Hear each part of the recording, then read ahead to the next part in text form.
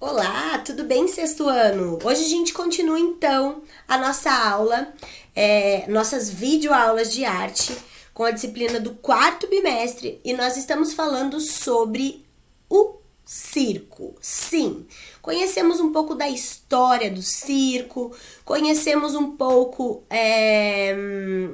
de como ele começa e conhecemos também um pouco sobre esse personagem do circo, o palhaço. Um pouco da história do palhaço, certo? E nós precisamos saber que muito antes do circo existir, já haviam palhaços convivendo dentro da nossa sociedade. Civilizações muito antigas, muito antes do circo se constituir, já contavam com figuras que tinham esse ar de comédia, esse tom de olhar a vida de uma maneira mais cômica, assim como faz o palhaço. E isso acontecia dentro dos grandes reinos, né? Dentro desses impérios, a gente sempre viu uma figura que nós conhecemos popularmente por bobo da corte ou bufão. Então, era uma figura que estava ali presente naquele reino e tinha como objetivo o entretenimento ali do rei, do imperador. E também tinha um poder muito grande de expressar-se, né? Então, essas figuras chamadas de bobos da corte, de bufões, eles também tinham uma facilidade muito grande de se expressar. Então, eles falavam muitas coisas, né, para os governantes ali, eles expressavam muitas ideias que muitas pessoas não tinham coragem de expressar. Então, essa figura, ela acaba se tornando popular. E essa coragem de se expressar tem muita relação com a estética dessas pessoas. Então, muitos bufões, muitos bobos da corte eram pessoas que tinham uma estética diferente, anões, enfim. E dessa forma, né, eles levavam, eles tinham então essa capacidade de se expressar de uma maneira mais livre, né? Porque eram pessoas que, por um julgamento, por um preconceito, não eram tão levadas a sério. E aí, então, elas tinham esse poder de expressão e falavam coisas que muitas pessoas não tinham coragem, então tornavam-se populares. Muitos desses bobos da corte e bufões tornavam-se conselheiros aí dos imperadores, dos reis. Então eram figuras importantes que estavam presentes já então há muitas civilizações atrás. Como eu já falei, na Índia, na China, nos palácios da Grécia, enfim. E aí a gente vai perceber que lá no século XV, na Itália, começa então um grupo, né, que se chama Commedia dell'arte. Então, é um grupo de teatro, a gente ainda não tá falando do circo, né?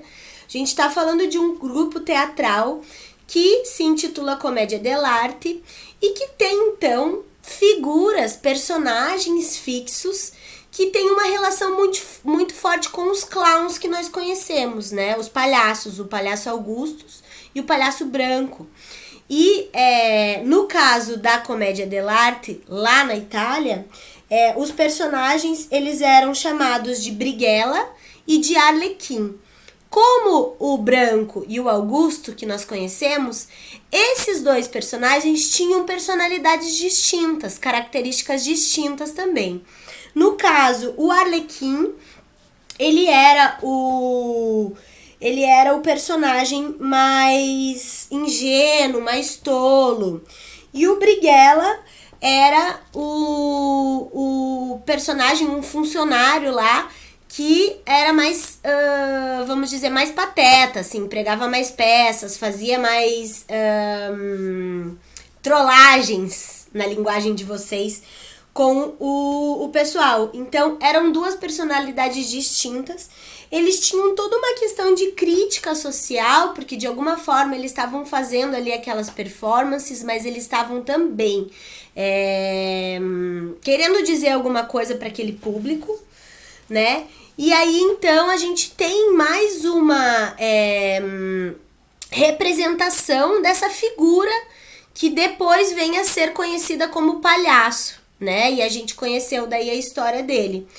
E aí, se nós formos dar uma olhada na história, nós vamos ver que muitos palhaços, que na verdade não necessariamente têm a figura do palhaço, mas são personalidades que trazem essa comédia, esse olhar mais cômico para a vida, para as questões, né, sociais, estão presentes aí na nossa história, como o Charlie Chaplin.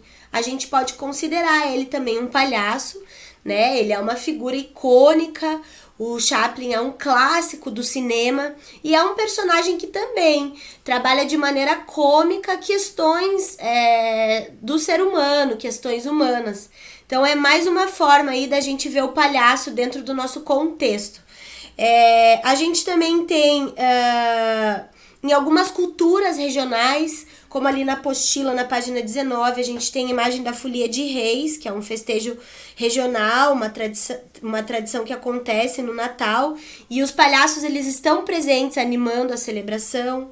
A gente tem também um trabalho muito legal de palhaços que fazem um trabalho social muito importante, que são os Doutores da Alegria.